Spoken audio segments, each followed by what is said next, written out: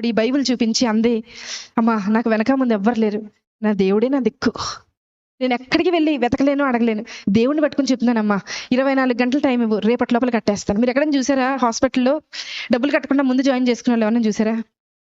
ఆవిడ రిక్వెస్ట్ మేరకు పై డాక్టర్తో రిక్వెస్ట్ చేస్తే జాయిన్ చేసుకున్నాం. సరే ట్రీట్మెంట్ జరుగుతూ ఉంది, చూస్తూ ఉన్నా.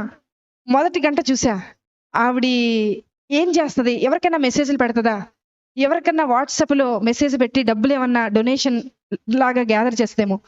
మధ్యాహ్నం 11:30కు ఆ సమయంలో అడ్మిట్ చేశాం.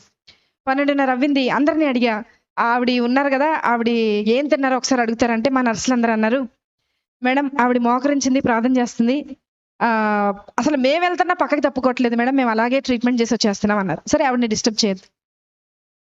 మధ్యాహ్నం 1:30 అయింది, చూశాను ప్రార్థన చేస్తుంది. సాయంత్రం 4:30 అయింది, చూశాను ప్రార్థన చేస్తుంది. రాత్రి 6:30 అయింది, చూశాను ప్రార్థన చేస్తుంది. రాత్రి 9:30 అయింది, చూశాను ప్రార్థన చేస్తుంది. రాత్రి 11:30 అయింది, అంటే ఆవిడ మోకరించి 12 గంటలు అవుతుంది, ప్రార్థన చేస్తుంది. 1:30 రాత్రి, 1:30 అర్ధరాత్రి ప్రార్థన, రెండవల 7:30 ప్రార్థన, మరుసటి రోజు 8:30 ప్రార్థన.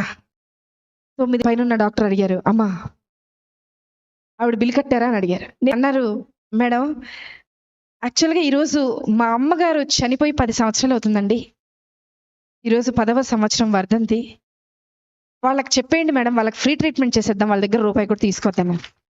నేను వెళ్ళి లేపానావండి, లేపి తీసుకొచ్చాను. బిల్లు కట్టక్కర్లేదు నువ్వు అన్నా. నాకు తెలుసు మేడం, నా భర్త వదిలేసి వెళ్ళిపోయినా, నా బిడ్డ నా చెయ్యి దాటిపోయినా, నన్ను ఈ లోకంలోకి తీసుకొచ్చిన యేసయ్య నా చెయ్యి విడిచిపెట్టడం. Download ShareChat.